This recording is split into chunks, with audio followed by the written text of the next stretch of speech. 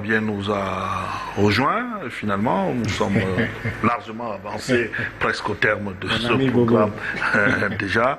En tout cas, on va l'accueillir à chaud, comme ça. Bobo Fabien, bonsoir, bienvenue.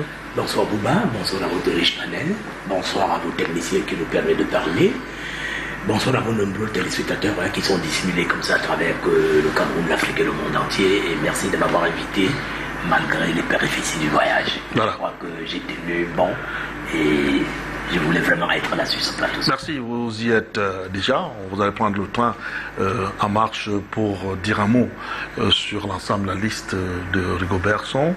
On était déjà pratiquement sur l'analyse même technique du match, avec notamment quelques petites difficultés qu'on pourrait avoir avec la paire qui sera constituée, une paire inhabituelle entre Wo et probablement Aaron Moukoudi, les titulaires au poste n'étant pas là.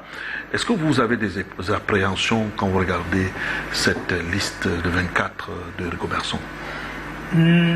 Pas du tout, pas du tout, mais je crois que l'appréhension que je peux avoir, c'est au niveau de la production du jeu de notre équipe. Vous savez que le ventre mou de cette équipe, c'est son milieu de terrain, qui n'est pas un milieu de terrain créatif, inventif, qui n'a pas ce qu'on appelle la même mise dans le jeu. C'est-à-dire que quand on voit cette équipe jouer, comme par exemple la Namibie, on a vu cette équipe souffrir en milieu de terrain au niveau de la circulation du ballon, au niveau de donner de la vitesse dans le jeu. Parce qu'il faut dire que les meilleurs milieux de terrain aujourd'hui dans le monde, qu'ils soient défensifs ou offensifs, tous se projettent rapidement vers l'avant en mettant les ballons dans les intervalles ou alors en servant dans les côtés pour les attaques placées. Et on l'a vu au mondial. Ce fameux but d'Aboubacar Vincent encerclé de 4 défenseurs brésiliens. Il a fallu une accélération de Ngom, comment on l'appelle là, Bekele Ngom dans le couloir et ce caviar déposé sur la tête d'Aboubacar Vincent. Donc, on aimerait voir ce genre d'action se répéter au sein de notre équipe nationale, mais malheureusement, c'est des actions qui arrivent de manière sporadique et on n'a pas souvent la même mise dans le jeu, sauf quand j'ai vu le match par exemple du Mexique.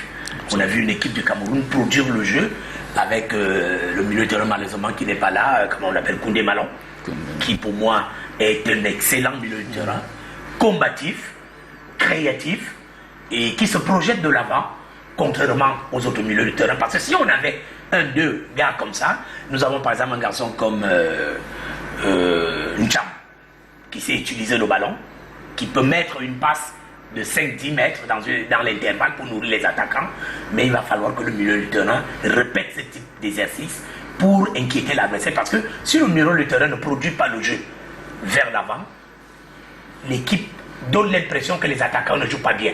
Vous avez vu en Coupe du Monde, ils disaient que c'est vrai le ballon. Or, qui doit nourrir les attaquants? C'est nos milieux de terrain. Ils doivent le faire permanemment au cours du jeu. Donc, je crois que c'est là où j'ai un peu d'appréhension. Alors, coach, justement, au niveau du jeu, milieu de terrain, on a beaucoup plus ceux qui sont là, les milieux, ils ont tendance à beaucoup plus jouer vers l'arrière. Est-ce qu'on ne peut pas adapter un schéma qui puisse favoriser que ces milieux se déportent plus vers l'avant et qu'on puisse exploiter, ne serait-ce que peut-être à travers les attaques placées, pour pouvoir mettre des ballons dans le dos de nos avant-centres qui vont également très vite?